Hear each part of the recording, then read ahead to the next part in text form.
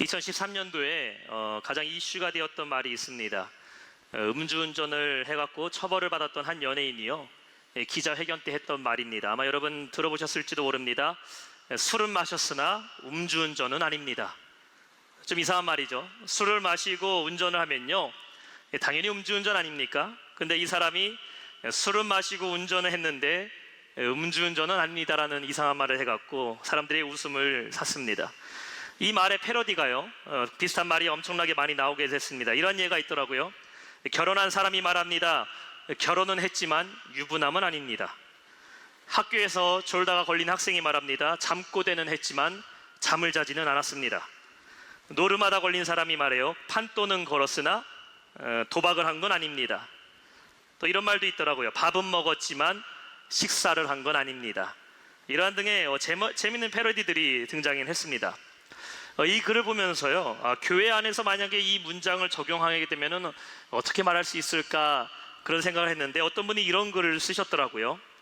예수님은 사랑하지만 교회는 나가지 않습니다. 교회의 재정을 위해서 기도는 하지만 11조는 하지 않습니다.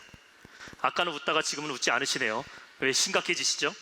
축복을 받기는 원하지만 하나님의 일에는 관심이 없습니다. 우리는 우리가 바라는 것과 원하는 것이 있으면서 실제로는 반대로 행동하는 이러한 실수를 범하지 말아야 될 것입니다. 오늘 본문에 예수님의 비유는 우리가 잘 알고 있는 불의한 청지기의 비유 이야기입니다. 근데 오늘 이 비유는요, 우리가 이해하기에 상당히 힘든 말씀입니다. 우리는 저번 시간까지 누가복음 15장에서 잃어버린 탕자를 찾는 아버지의 이야기를 나눴다면, 오늘은 이제 누가복음 16장에서 옳지 않은 청지기, 불의한 청지기의 비유를 살펴보고 있는데요, 우리가 왜 이 비유를 이해하기가 난해하냐면은 앞서 제가 말했듯이 말했던 그 원인과 결과가 조금 다르기 때문입니다. 오늘의 비유를 한 문장으로 말하자면 이렇게 말할 수 있습니다. 주인의 재산은 낭비했지만 불의한 청지기는 아닙니다. 우리 말씀의 8절 한번 볼까요? 8절이 이렇게 말합니다. 주인이 이 옳지 않은 청지기가 이를 지혜 있게 하였으므로 칭찬하였으니, 옳지 않았던 불의한 청지기가 칭찬을 받게 됩니다. 오늘 예수께서는 이 비유를 통해서 우리에게 무엇을 말씀하신지를 저와 여러분이 한번 살펴보기를 원합니다. 오늘의 말씀의 첫 번째 우리가 생각해야 될 것은 주인을 기억하라입니다. 오늘 이 비유에서 청지기가 잊고 있었던 것은 무엇입니까? 그가 주인이 있다는 것을 잊고 있었습니다. 그는 관리인입니다. 오너가 아니고 매니저예요. 아무리 그가 주인의 많은 재산을 관리하고 있다 할지라도 그것은 매니저의 것이 아닙니다. 주인의 것입니다. 주인이 원한다면 언제든지 내놓아야 되고, 주인이 만약에 포기하라 그러면 포기해야 됩니다. 청지기는 이 재산을 내 자신의 마음대로 사용할 수 있는 자격까지 주어졌다고 생각했는데 그것이 그를 불의한 청지기로 만들었다는 겁니다. 여러분, 오늘 이 비유는 우리에게 동일하게 말씀하고 있습니다. 여러분, 우리의 삶에 주인이 있음을 믿으십니까? 우리 삶의 주인은 하나님이심을 믿으십니까? 여기 계신 분들 그 누구도 이 사실에 대해서 부정하시는 분들 없으리라 생각합니다. 그런데 문제는 무엇이에요? 나의 주인이 하나님이시란 것을 여러분 깨닫고 정말 하루하루 내가 하나님을 의식하면서 살아가고 계시는가입니다. 오늘날 사회가요, 점점 더 휴머니즘을 강조하는 시대에 우리가 살고 있습니다. 사람이 먼저라고 말합니다. 맞습니다. 사람이 가장 귀합니다. 사람보다 귀한 것 없어요. 오늘 본문의 말씀도 사람을 얻는 것이 중요하다고 말씀하고 있습니다. 근데 문제는 무엇인 줄 아세요? 사람이 먼저고 가장 중요하다고 생각하다 보니까 내 인생도 내 자신 것이라고 얘기하고, 내 인생의 결정권이 나에게 있다고 생각하는 것은 큰 문제를 가져온다는 것입니다. 여러분, 여러분의 인생은 여러분 것이 아닙니다. 내가 태어나고 싶어서 태어나고, 내가 이 땅에 존재하고 싶어서 존재한 것이 아닙니다. 내가 남성이 되고 싶어서 남성으로 태어났고, 내가 여성이 되고 싶어서 여성으로 태어난 것이 아닙니다. 내가 원해서 태어난 것이 아니라 우리의 삶의 주인은 나를 창조하신 하나님 것임을 우리 반드시 기억해야 됩니다. 그런데 하나님이 주인이라는 것을 망각해버리고 내 마음대로 인생을 살아가고 있지 않느냐라는 것이에요. 우리가 신은 없다, 하나님은 없다라고 말하는 사람을 무신론자, 엔스티즘이라고 말합니다. 근데 이 무신론자들은요, 두 가지로 나눌 수가 있어요. 하나는 이론적인 무신론자이고 하나는 실천적인 무신론자입니다. 이론적인 무신론자들은 왜 하나님이 없는지를 이론적으로 주장하는 사람들이에요. 칼 막스나 혹은 철학자 니체 같은 경우도 이렇게 말합니다. 신은 죽었기 때문에 사람들이 스스로 신이 되어야 된다고 주장하는 이론적인 무신론자들입니다. 이들은 100% 하나님이 없다고 생각하는 사람들이에요. 근데 무신론자들 중에서도 실천적인 무신론자들이 있습니다. 이들이 누구냐면은 신은 있다라고 말하는 사람들입니다. 하나님은 계시다고 믿고 예수님도 계시다고 믿고 우리는 하나님을 믿어야지만 구원받는다고 생각하는 사람들입니다. 근데 그들의 삶에는 하나님이 안 계신 것처럼 살고 있는 사람들이에요. 이러한 사람들이 실천적 무신론자들입니다. 오늘날 교회 안에 이러한 실천적 무신론자들이 있지 않습니까? 하나님 살아계신 믿습니다. 예수님이 나를 구원하신 것도 믿어요. 나는 구원받은 사람이란 것도 알고 있습니다. 이러한 사실들이 내 머릿속으로는 순응하고 있어요. 그러나 문제는 내 삶은 하나님과 전혀 상관없는 삶을 살아가고 있지 않느냐라는 겁니다. 사도 바울은 디도서 1장 16절에 말씀했어요. 그들이 하나님을 시인하나 행위로는 부인하니. 실천적 무신론자 아닙니까? 하나님이 있다고 믿어요. 근데 그 행위는 부인한다라는 것이에요. 가증한 자요, 복종하지 아니한 자요, 모든 선한 일을 버리는 자라고 말합니다. 하나님이 있는 것은 머리로는 알고 있으나 그의 삶은 하나님과 없는 것처럼, 하나님이 나와 무관한 것처럼, 내 관념과 이론과 기도할 때만 종교적이고 형식적인 언어로 주여라고 말하고 있지만 하나님과 전혀 상관없이 내 마음대로 내가 주인이 되어 살아가는 사람들. 근데 우리는 반드시 기억해야 됩니다. 우리에게는 주인이 있고 그 주인이 결산할 날이 있다는 것이에요. 하나님 앞에서 여러분의 삶을 결산받을 날이 반드시 온다는 겁니다.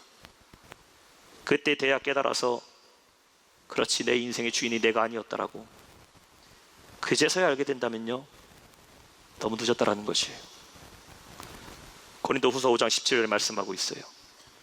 이는 우리가 다 반드시 그리스도의 심판대 앞에 나타나게 되어 각각 선악간에 그 몸으로 행한 것을 따라 받으려 함이라고 말씀합니다. 심판의 날이 반드시 있습니다. 결산의 날은 돌아옵니다. 그날에 저와 여러분은 주님 앞에 서야 됩니다. 돈이 많든 돈이 적든, 똑똑하든 미련하든, 이 땅에서 어떻게 불행하게 살든 행복하게 살든지 간에 이 땅에 사는 모든 사람들은 결산의 날에 우리의 주인 되신 하나님 앞에 서게 됩니다. 그때 여러분은 어떻게 여러분의 삶을 자백하시겠습니까? 여러분의 육신 여러분 거 아닙니다. 건강 내 거 아닙니다. 하나님 겁니다. 여러분의 가정, 여러분의 자녀 여러분 것 아닙니다. 하나님 겁니다. 시편 127편 3절에 보면은 자식은 여호와의 기업이라고 말했어요. 자식은 부모의 기업이 아닙니다. 하나님의 기업입니다. 하나님 겁니다. 여러분이 믿고 자랑하는 그 모든 지식과 실력과 잔 재주들, 그거 여러분 거 아닙니다. 우리는 주인 되신 하나님으로부터 받은 자들임을 기억하시기를 바랍니다. 훗날 그분이 결산하실 때에 내가 주인 되어서 마음대로 살다가 책망받는 것이 아니라 우리는 주인 앞에 충성된 청지기로 칭찬받는 성도들이 되어야 될 줄로 믿습니다. 그 다음 두 번째 우리에게 주는 영적인 교훈은 무엇일까요? 우리는 청지기인데 어떠한 청지기가 되어야 됩니까? 지혜로운 청지기가 되어야 된다는 것입니다. 자, 주인의 책망을 들었을 때에 그는 자기 자신이 청지기에 불과하다는 것을 깨닫게 되었어요. 여러분, 청지기의 임무가 무엇입니까? 매니저의 임무가 뭐예요? 주인의 것을 주인을 위해서 충성되게 사용하는 사람입니다. 이것을 우리가 잘 알고 있는 달란트의 비유를 통해서 우리는 더 쉽게 이해할 수가 있어요. 마태복음 25장에 보면요, 주인이 3명의 종들을 불러다가 각각에게 달란트를 맡깁니다. 한 사람에게 5달란트, 한 사람에게 2달란트, 또 세 번째 사람에게는 1달란트를 주게 됩니다.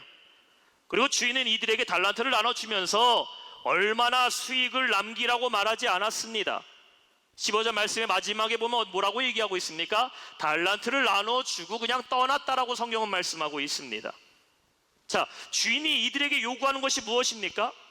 얼마나 이 달란트를 많이 남겼냐 숫자를 보시는 게 아닙니다. 그들이 얼마나 내가 너희에게 준 것들을 충성되게 잘 사용하는가를 보기 원한다라는 것이에요. 5달란트 받은 종이 5달란트를 남겼습니다. 2달란트 받았던 종은 2달란트를 남기게 돼요. 근데 저는 생각해 봤어요. 만약에 5달란트 받았던 사람이 2달란트를 남기게 되고 2달란트를 받았던 이 종이 1달란트만 더 남겨서 3달란트를 주인에게 가져왔다 하더라도 이들이 최선을 다하고 충성을 다했다면요, 주인은 그들에게 똑같이 칭찬을 했으리라 믿습니다. 문제는 뭐예요? 1달란트를 받은 그 종은 그저 땅에다가 그 돈을 감추어 두고 주인이 떠나 있는 동안 그 시간 동안 놀고 먹고 쉬었다라는 것이에요.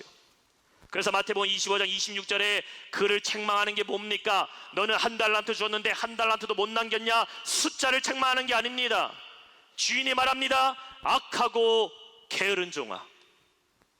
이것을 볼 때 주인이 그들에게 원했던 건 무엇입니까? 충성하기를 원했다라는 것이에요. 여러분, 하나님께서 우리에게 원하시는 것은 우리가 맡겨진 것을 충성되이라는 것임을 믿으시기 바랍니다. 오늘 보면 10절에도 말씀하고 있죠. 지극히 작은 것에 충성된 자는 큰 곳에서 충성되고 지극히 작은 것에 불의한 자는 큰 것에도 불의하다라고 성경은 말합니다. 오늘의 비유로 다시 돌아와서 여러분 생각해 봅시다. 이 불의한 청지기가 이전에는 주인의 소유를 자신의 마음대로 탕진했어요. 이것은 주인에게도 해가 되는 행동이고 본인에게도 해가 되는 행동입니다. 그에 대한 결과로 그는 어떻게 됩니까? 주인으로부터 책망을 받고 청지기 직무에서 쫓겨나게 되었죠. 하지만 그가 비로소 내가 할 일을 깨닫게 된 다음에 어떻게 합니까? 빚진 자들 그 빚을 탕감해 주게 됩니다. 물론 숫자적인 계산에서 볼 때에는요, 기름 100마를 빌린 자에게 50을 깎아 주었기 때문에 주인의 입장에서는 50을 손해본 게 맞습니다. 또한 100말 중에서 밀 100말 중에서 20을 깎아 주었기 때문에 또한 이 주인은 20을 손해본 것도 맞습니다. 하지만 주인의 관심은 숫자에 있는 게 아니라는 것이에요. 무엇을 보고 있습니까? 그가 지혜롭게 앞날을 어떻게 준비하는가를 보고 칭찬했다라는 것이에요. 왜냐하면 빚을 탕감해 주는 것은 이 청지기뿐만 아니라 부자에게도 그 빚진 자들에게 은혜를 베풀고 좋은 소문을 나게 만드는 것이기 때문입니다. 여러분 한번 생각해 보세요. 주인에게 빚을 졌습니다. 청지기에게 빚을 진 것이 아니에요. 내가 주인에게 빚을 졌는데 그 빚을 탕감받은 사람이 어떻게 했겠습니까? 가장 먼저 누구를 찾아갔겠습니까? 청지기입니까? 아닙니다. 주인을 먼저 찾아갔겠죠. 내가 빌린 사람이니까 주인의 발 앞에 엎드려서 말할 것입니다. 아니 어떻게 나에게 이렇게 큰 빚을 탕감해 줄 수 있습니까? 당신은 정말 자비로운 사람이라고 주인에게 먼저 감사의 표현을 한 다음에 그 밑에 있는 청지기에 가서 지혜롭게 탕감해 준 것을 아마 감사 표현할 것이기 때문입니다. 따라서 부자는요, 돈의 액수가 중요한 게 아닙니다. 만약에 부자가요 돈의 액수만 따지는 사람이었다면 당장에 이 청지기를 내쫓아 버리고 성경 말씀은 그렇게 했겠죠. 다시 채무자들을 불러다가 너희들 빚 탕감한 건 내가 아니고 청지기가 했기 때문에 그 돈을 다 갚아라고 말했겠지만 부자는 그렇게 하지 않습니다. 오히려 그를 칭찬하고 있어요. 왜 그렇습니까? 이 청지기가 주인의 마음에 합하게 일을 처리했기 때문입니다. 이해가 잘 되지 않으신다고요? 우리는 오늘 비유의 말씀에서 우리의 주인 되시는 하나님의 마음을 헤아려야 됩니다. 여러분, 주인이 되시는 하나님이 청지기인 저와 여러분에게 바라시는 것은 우리가 얼마나 숫자적인 이유를 남기는가를 주님께서 보시는 것이 아닙니다. 이 땅에서 열심히 일하며 살았더니 이 사람이 부자가 되었더라, 열심히 공부했더니 박사가 몇 개고 사회적으로 높은 사람이 되었다라는 것을 하나님이 보는 게 아니라는 것이에요. 하나님은 교회 안의 성도들이 다 부자 되고 엘리트들만 가득 차기를 원하시는 것이 아닙니다. 하나님이 여러분에게 맡기신 것에서 하나님이 원하시는 것은 무엇입니까? 내가 너에게 주신 것을 하나님을 위해서 어떻게 사용하고 있느냐를 보신다는 것이에요. 하나님이 나에게 주신 건강, 하나님이 나에게 주신 재물, 나에게 주신 지혜를 하나님의 영광을 위해서, 하나님의 이름을 높이기 위해서 쓰임받는 사람들이 넘쳐나기를 원하신다는 겁니다. 오늘 말씀의 마지막 세 번째, 영원한 삶을 위해서 사용해야 된다는 것이에요. 자, 그렇다면 예수님께서 이 비유를 통해 말씀하신 결론은 과연 무엇일까요? 9절에 예수님께서는 이 비유의 결론을 이렇게 말씀하십니다. 우리 한번 읽어볼까요? 9절 말씀 시작. 내가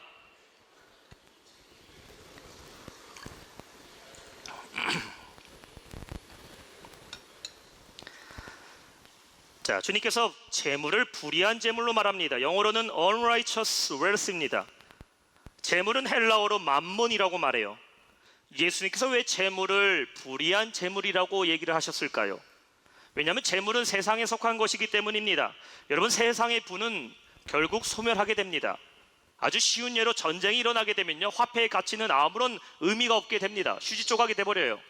사람이 갖고 있는 토지와 모든 재산들도 전쟁 한번 나게 되면요, 나라가 사라지게 되면 그 화폐도 사라지게 되고 그 가치도 다 없어지게 되는 것입니다. 마찬가지입니다.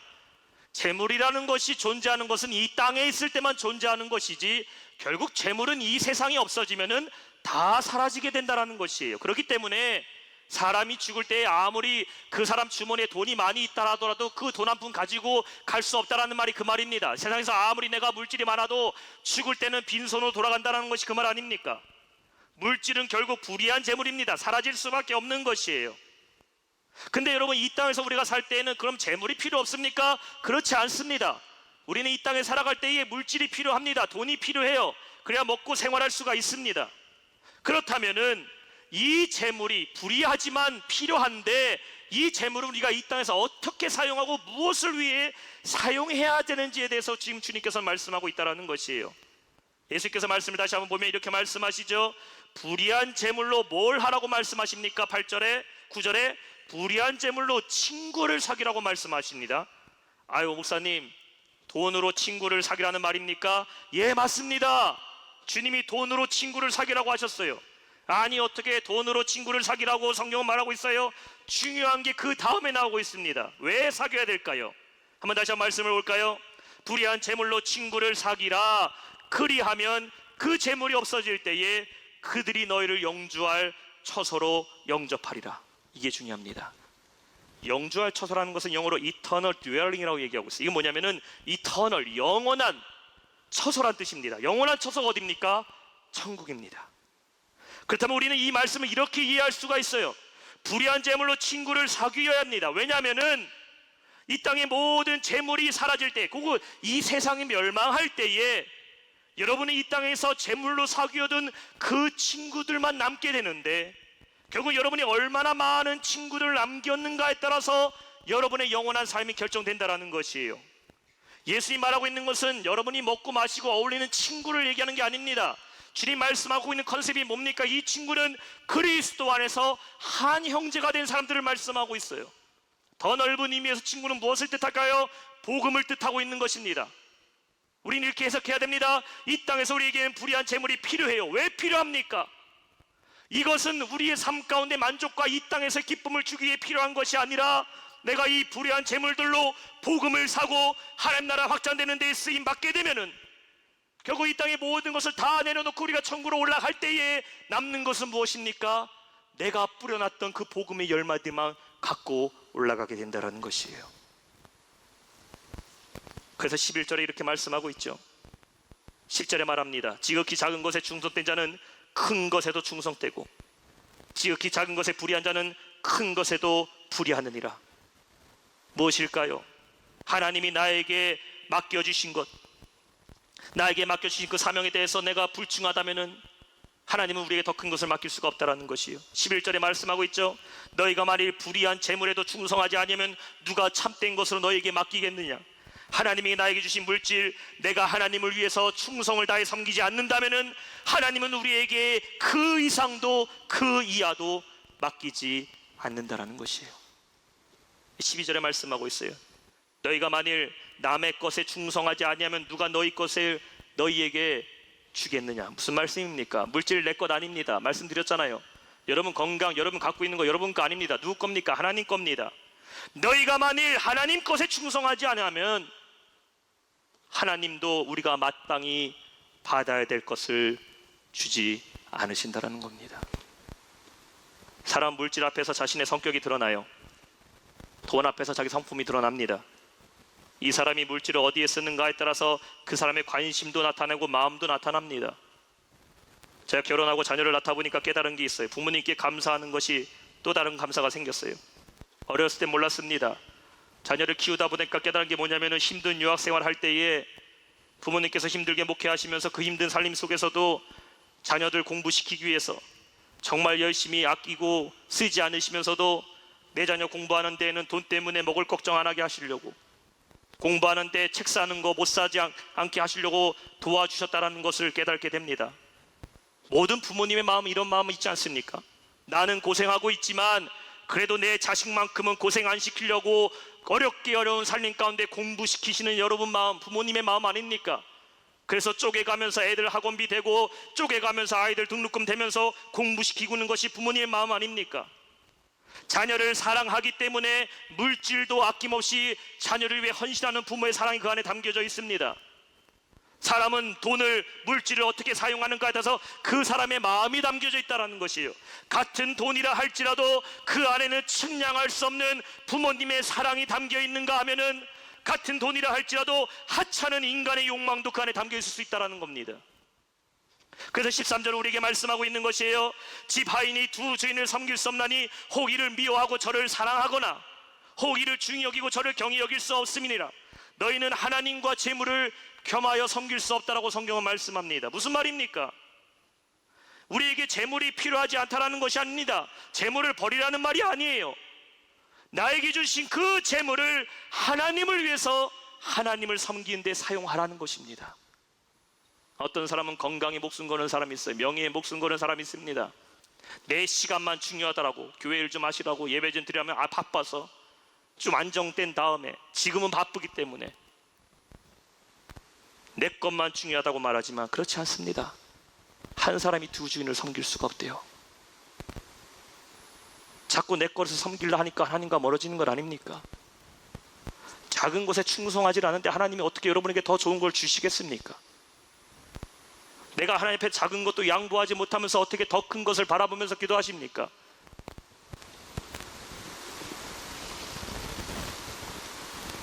우리는 무엇을 해야 됩니까? 영원한 것을 위하여, 하나님의 영광을 위하여 투자하고 사용하는 여러분의 삶이 되시기를 주님의 이름으로 축원합니다. 교회 안에 여러 가지 사역들이 있습니다. 또 물질의 헌신이 필요한 사역들이 있어요. 교회 안에 구석구석마다 교육부서의 예배, 안내와 봉사와 성가대와 찬양대와 여러분의 헌신과 여러분의 노력과 충성이 필요한 부서들이 많이 있습니다. 여러분, 그런 것들에 여러분의 헌신을 기다리고 있습니다. 또 여러분, 이 성전 밖을 나가게 되면은 우리가 친구를 삼아야 될 수많은 잃어버린 영혼들이 있습니다. 6월 2일 날 우리 새생명 축제가 열리게 되는데 여러분 얼마나 그 영혼을 향하여 여러분의 가진 것들을 투자하며 드리며 살아가고 있습니까? 우리는 충성된 천지기가 돼야 됩니다. 어쩌면 오늘 하루의 삶도 여러분 것이 아닐 수가 있어요. 하나님이 주신 거예요. 하나님이 내 생명 내일 걷어가신다고 말씀하시면 우린 내 생명도 내일 드려야 될 수밖에 없는 그런 운명입니다. 그렇기 때문에 우리는 더 열심히 살아야 돼요. 더 충성해야 됩니다. 나에게 힘이 조금이라도 남아있을 때에 우리는 더 열심히 우리의 영혼을, 잃어버린 영혼을 사야 됩니다. 그래야 나에게 맡은 그 본분을 다하고 할 일을 마치고 주님 앞에 돌아갈 때에 하나님께서 우리를 충성된 종이라 인정받고 생명의 멸류관을 다 받아 누리시는 우리 모든 영락의 성도들 되시길 주님의 이름으로 축원합니다.